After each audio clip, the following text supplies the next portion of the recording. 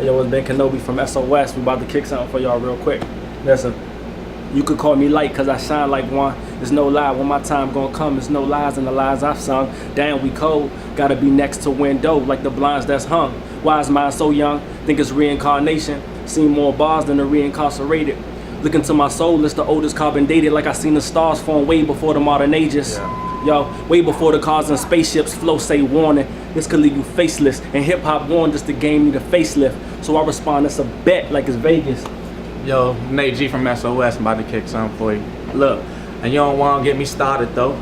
Flow getting article, G to the particle. Never been a novice though, I chief like a Navajo. I'm in them trees getting tropical, and ever since the beginning I've been with the Bucks like B. Jennings. Daffy Duck flow, I just keep spitting. Sipping on you niggas on some cheap liquor straight. I don't need mixer, watch me throw it back like a flea flicker. And lately, I've been on my John Lennon, fucking with the wrong women. The type to see it like cash and just want to put their palm in it, always getting faded like a song ending. Listen.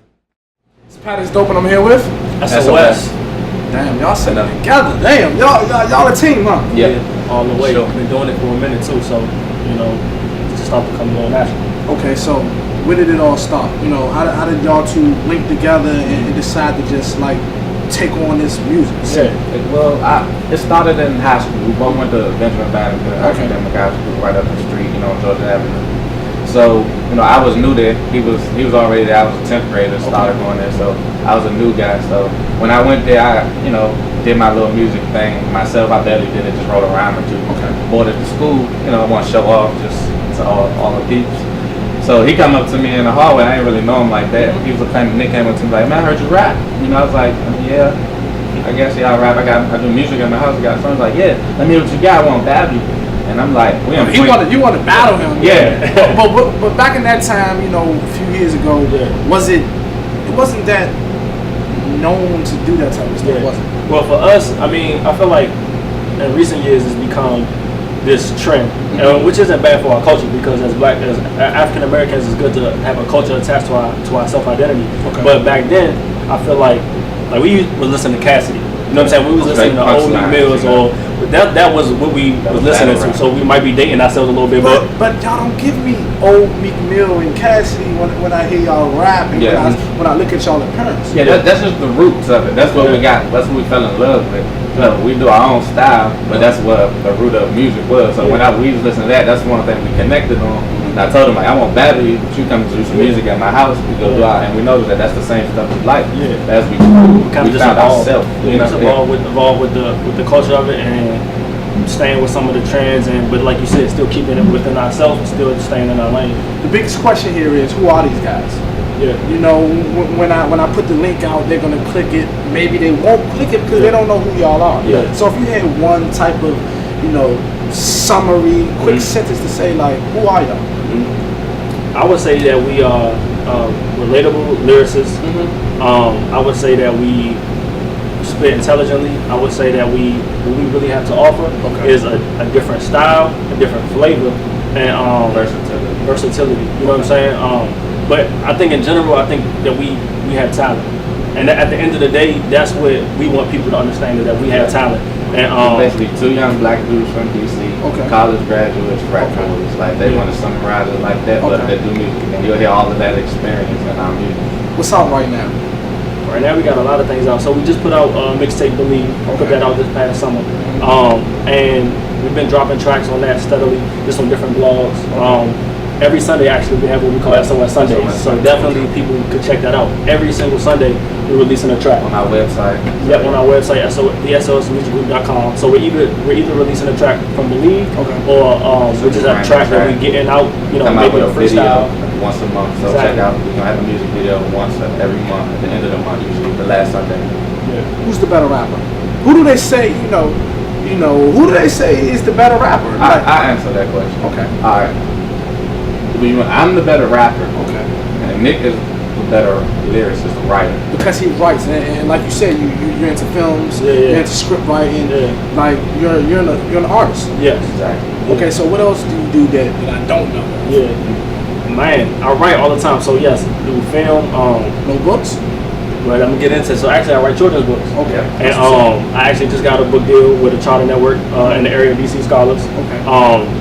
Working on a relationship book. I love to write. So books, film, music. Music is like my go-to.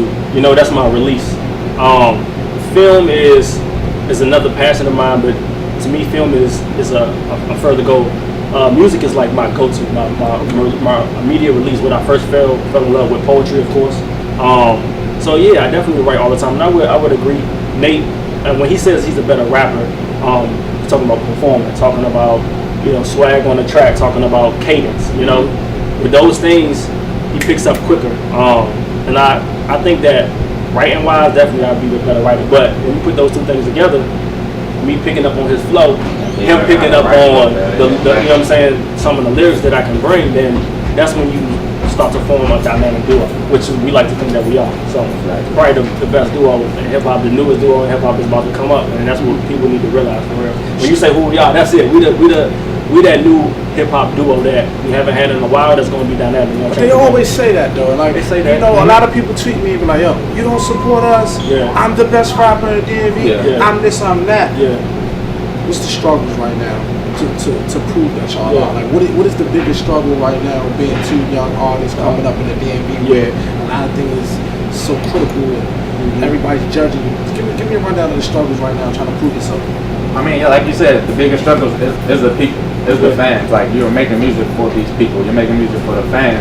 So if you can't fully tap into them, or that you can't sell them, or if the fans or the society is so stuck on what is good from what society says was good, I think that's the biggest struggle. Because with us, we're just not followers, we're not performers. We're going to just straight and do us and put it out there. And you know, the thing is, when on an individual basis, when I let people, and I let you hear my song, I let Soul hear my song, they're like, "Oh, this is great. This is some stuff I haven't heard before. You guys are different." But you know, the thing is to get it to the masses. So that's the biggest struggle, is because people are basically followers. One person say, "Oh, whatever," or some people just listen to the beat. You know, people aren't really into music for music, because music is how you match it with the beat. So we're really lyricists. So one thing I think that's one of our biggest struggles, is to actually get people to hear what we're saying, and I feel like that will show them that, okay, these guys do got what it takes. What inspires you? What inspires me? Definitely my past, you know, inspires me. Adversity that I face inspires me. Film inspires me. Seeing a dope film, or even a dope scene, or a dope shot, a visual, cinematography. You too small, like them things that chase the pot of gold. Wig told me I'm too old to be a hobbyist. It's time to really do this shit. I felt like that was obvious. Any track I body it, really get my rocks off. I never seen defeat, like I never had my socks off. Used to be a student, now I show them how to. The people you have around you, what you're doing, positivity, stuff like that, it just helps, you know, to do like, this is what I want to do. You know, reaffirming that I am doing something and this is going to be worth it and stuff like that. That's just inspiration. Being from DC, DMV, wherever we're all together, right? Yeah. You know what I'm saying? Who's that one person that you look at and you think about daily? Because a lot of people, I'm not gonna say the world where you got Oprah, Jay-Z, you know, all these other types. Who inspires you to just work hard in the DMV area? From the DMV? Yeah, the first person that comes to mind where you like, yo, I just respect what he does. Yeah. For the culture. Man, that's honestly a really tough question. From the DMV, somebody inspires me. The only person honestly I think we both can say is Wale. One, because we were there the whole time he came up and saw him to it, and we were at the Go-Go's when he was just rapping for UCB. You know, like, just going around. We used to work it up against the wall. He'll come in there shop like it's nothing. Like, we just selling clothes to Wale. It ain't no big thing because it was them. But we saw his struggle. We saw him being from DC, being right beside him at all the festivals. He just walking through, no security, nothing like that. To where he is now, I feel like somebody, like you said, for a whole DMV, that's my biggest inspiration. Somebody I can take back when I was in high school. I seen him do it over his 8-9 years. So that's a good point. Yeah. Good point. So we got summertime coming up into the winter, and summertime being an artist is very critical. Yeah. Give me your to-do list as a duo. Well, definitely, and really quick, I want to preface this with a little backstory. So, like I said, we've been rapping for a minute, and we did hit a breaking point where we were in college and we were away. I had to come back home, you know, so that definitely really put a halt to what we were doing for a good couple of years. So now it's kind of our resurgence. Okay, so I want to preface it with that. So for this summer, what we really want to do is solidify our fan base. We want to let people know, okay, SOS is back. We here to stay. This is what we're doing.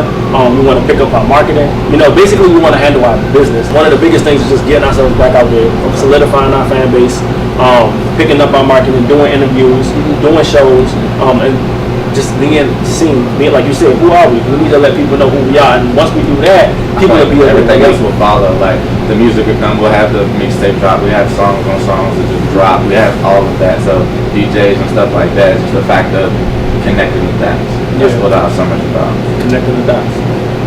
Yeah, well, a lot of artists inspired us as we was coming up. Really, a lot of old school legends is the only people I'm talking about. Like Eminem, learned a lot from Eminem. That was like one of the first tapes that I got. My mother bought me when I was in 3rd grade. She actually played it in my party, and it was like, it's a public service announcement. Something sucking dick, and I couldn't even listen to the shit. But that was my first tape, and I was inspired by it so much. Just, you know, the animation that he got, and the lyrics, and the storytelling and stuff like that. I knew it from, you know, front to back. Yeah, and I think one of the biggest artists that inspired me was DMX. Just his rawness and also the storytelling. And we actually working on a new project now. It's called 7. And it's called that because this is actually our 7th mixtape that we've done. And a lot of work. on the project, there's going to be a lot of storytelling, a lot about where we come from, raised in the capital, a lot about our struggles.